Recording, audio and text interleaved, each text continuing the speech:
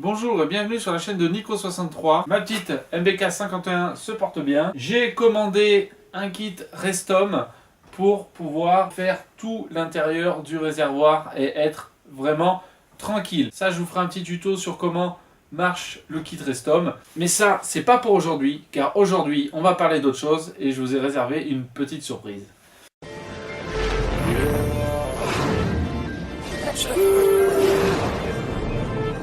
Et oui, j'ai acheté un petit caddie de 1969.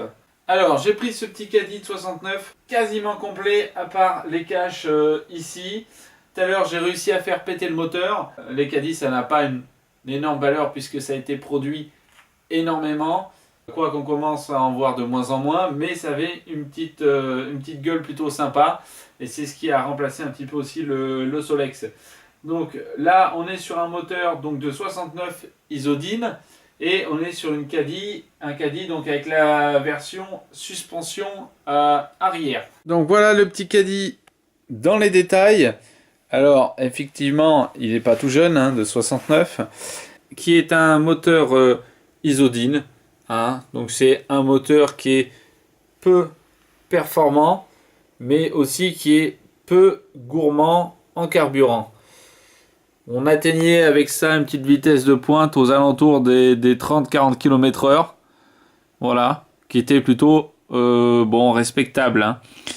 On est sur un poids aussi qui doit avoisiner entre les 25 et les 30 kg. Ce qui n'est pas excessif. En même temps, quand on voit la bête, c'est pas super gros. Hein.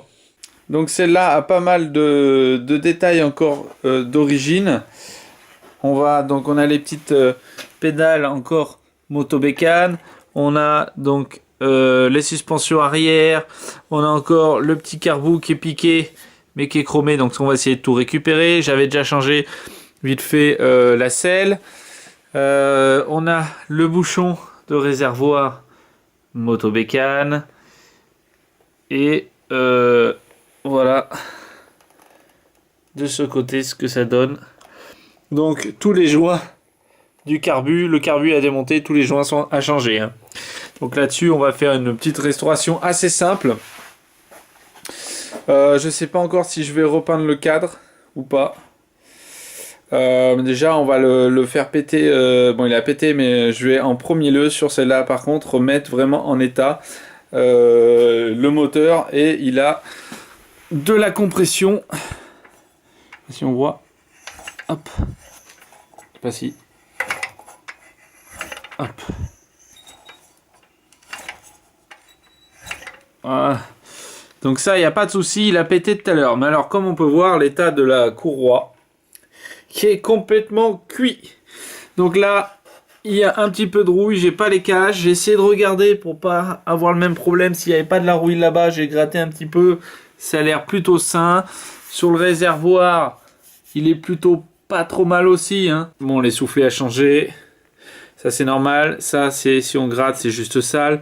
Les jantes un peu piquées, mais je pense que tac, on va réussir à les récupérer aussi.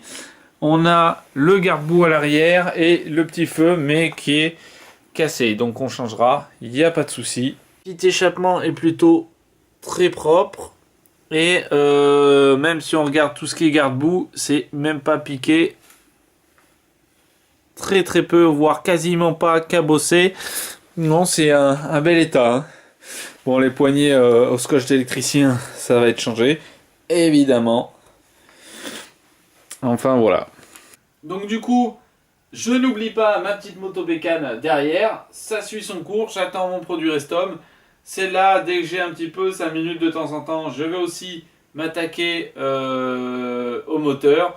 Et bon, le petit caddie, je le restaure parce que ça me fait énormément plaisir de restaurer ça. Et c'est vrai que ça reste encore des petites mobylettes qu'on trouve pas chères parce que il commence à y avoir énormément de prix qui montent. Très bientôt, va venir aussi des essais d'autres motos.